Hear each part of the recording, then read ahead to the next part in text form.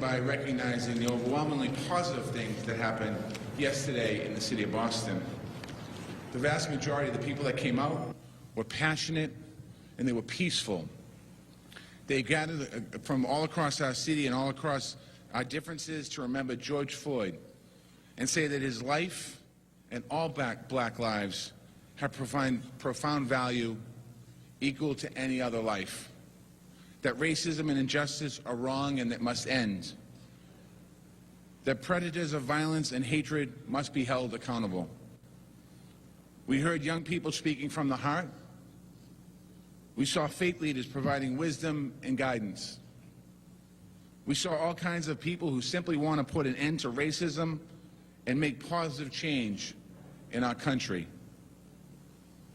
I don't want anything to take away from what they accomplished and the impact that they had yesterday. I want to say to all of those peaceful demonstrators, your words, your testimony, your call to action move me. And you are moving our society forward.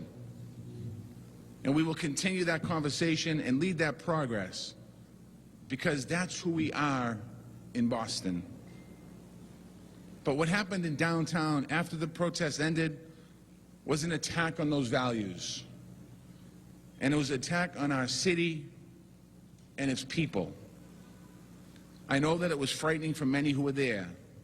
It was frightening for those watching it unfold on TV or following it on social media, especially for the families of the police officers, first responders, and all of the people that went in town to peacefully protest. Police officers were hit with sticks and bottles and fireworks. Cruisers were torn apart and set on fire. Stores were smashed up and robbed.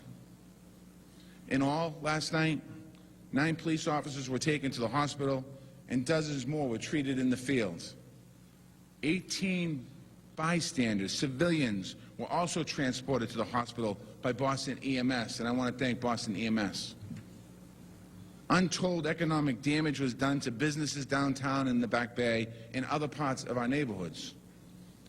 The damage was done to some of our most cherished public spaces, monuments to abolitionists, to Civil War veterans, and even the back of the Massachusetts 54th Regiment Memorial was among those defaced. That memorial is sacred to Black Boston and to our country. This was the very last thing that our city quite honestly needed. Some of those stores have been hurt badly by the pandemic and are just on the verge of coming back. They're fighting to survive. Their workers are fighting to support their families. First responders are taking extra risks with every interaction that they have. Thousands of city employees are working around the clock to protect our city from a pandemic.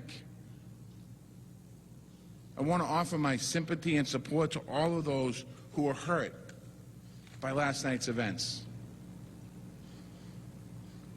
We have to understand that the Black community is in real pain, struggling with lifetimes of unequal treatment and putting themselves out there to try and make a change.